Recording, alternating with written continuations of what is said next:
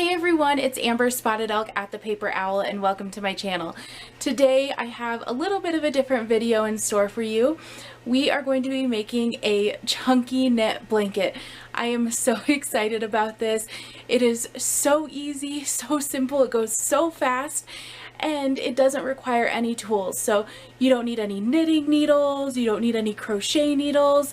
We're just going to be using our hands. So super excited. This is great for this time of the year. It goes fast. It's a great gift to give anyone, and it really shows that like you took the time to think about someone, to make them something that they can use. It's going to be gorgeous and it's going to be so much fun. So if you like this video, please give it a big thumbs up. It really does help my channel. Comment below, let me know if you're going to be trying this blanket out. And as always, if you'd like to become part of the Paper Owl family, hit that subscribe button, hit the bell so you get notified every single time that I upload. And on that note, thank you guys so much. We've reached over 750 subscribers. So I'm going to be doing a giveaway. So you're definitely going to want to make sure you're subscribed so you don't miss that giveaway video. It's going to be so much fun. And we're also going to be doing a huge giveaway at 1,000 subscribers. So keep that in mind.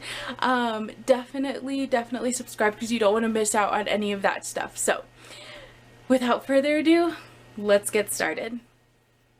Okay, everyone, so we are starting with this chunky Luxe Big Loops and Threads yarn, and it's a size 7, which is jumbo. I'm showing you it's color cream, and if you want to get this specific one, this one, like I said, it's Luxe, so it's kind of like a more slippery, it has a little bit more sheen to it than just a regular chunky knit, and that's kind of what I was going for.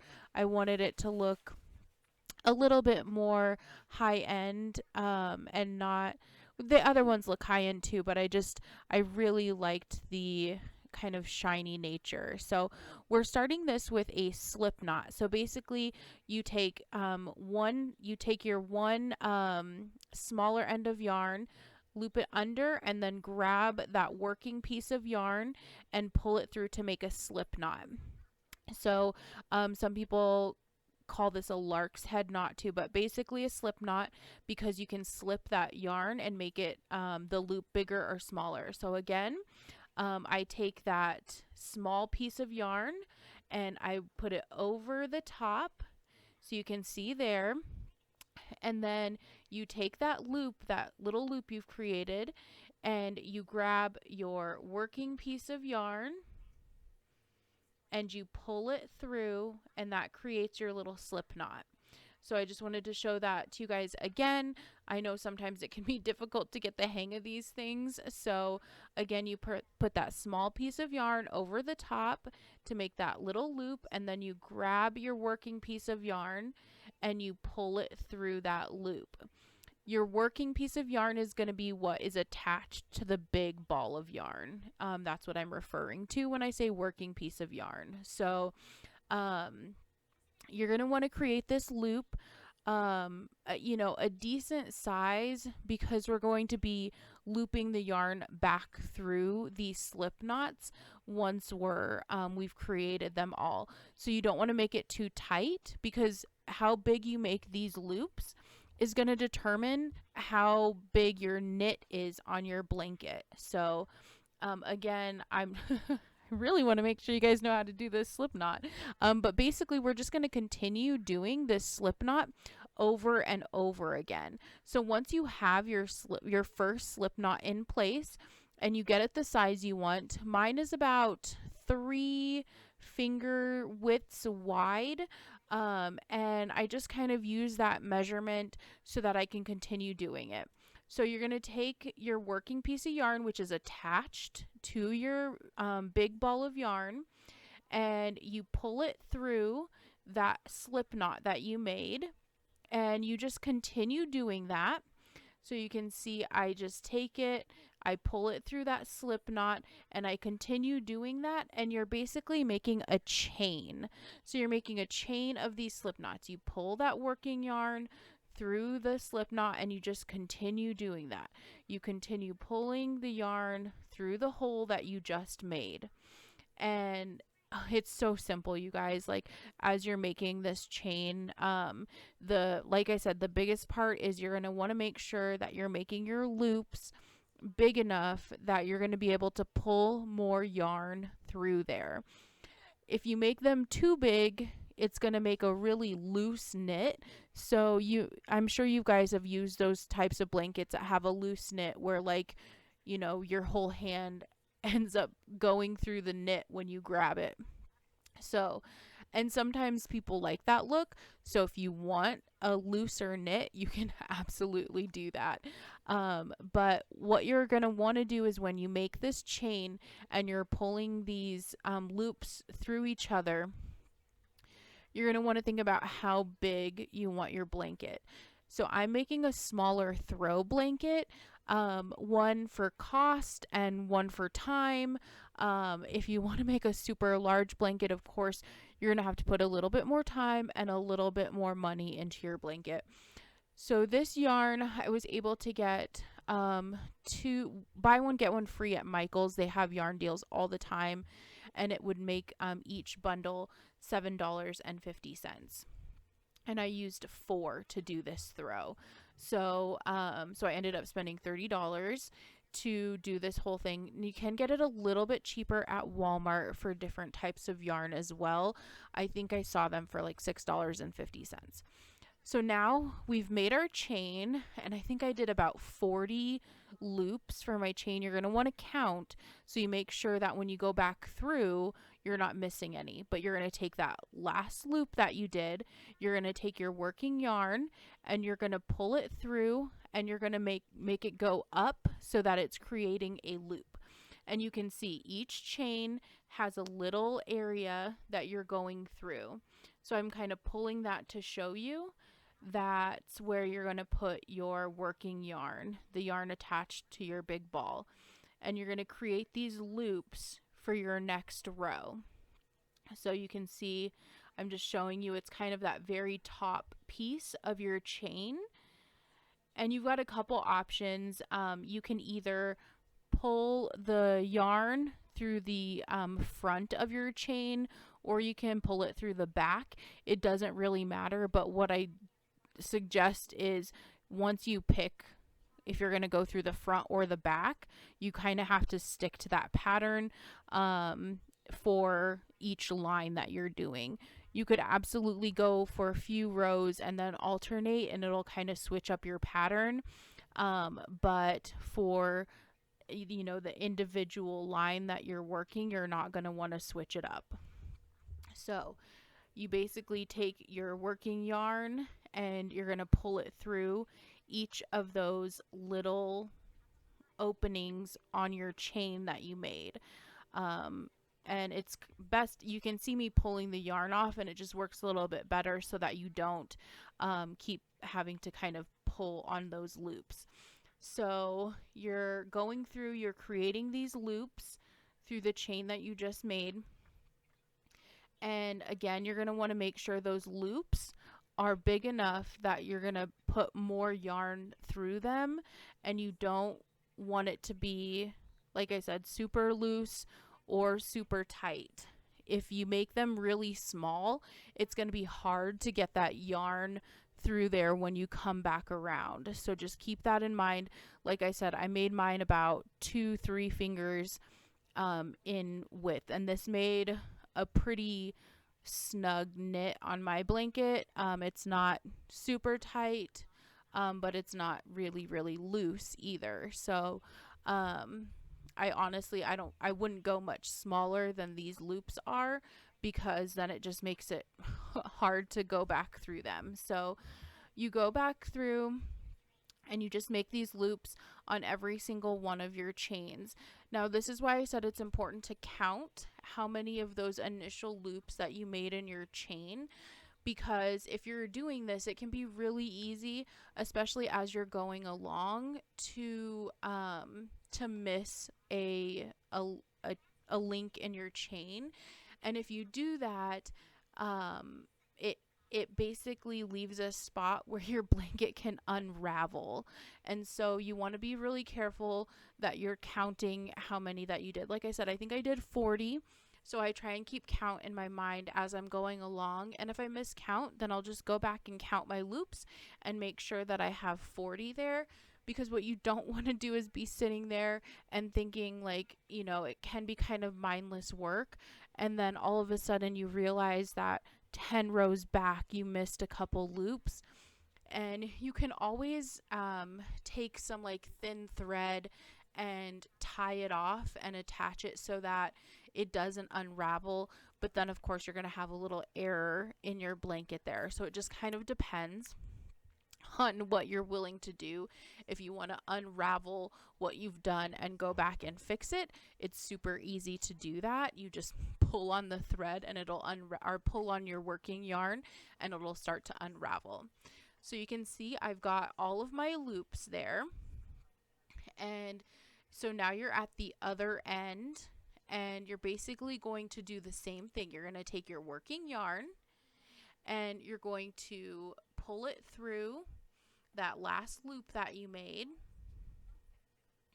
Sorry, I was out of frame a little bit there, but you're going to take your working yarn and you've got your last loop that you made, and you're going to go through and you're going to make another loop. And basically you're just repeating that and going back through all the loops that you just made going the other direction. So again, you can see I'm loading the working yarn through the front of the loops. At this point, if you wanted to, you could go from behind and alternate your design. Although I would recommend doing like a few rows in the front and then a few rows in the back if you wanted to alternate, just so you can get a clear picture of the alternating design. But I like to do it the same the whole way through, just because that's the look that I like, but you can do whatever you want. So basically, you continue doing this until you've got as much of a blanket as you want. So like I said, this can be pretty, not super thrilling work here, but it goes really fast and really easy. And like I said, it's best to just try and keep count as you're putting your loops through to make sure you're not missing anything. Because trust me, I've definitely gone through and realized like, oh no, I miscounted and I missed a loop and now I'm going to have to go back or try and fix it in another way. So I just go through and make this the length of my blanket with how many loops I have.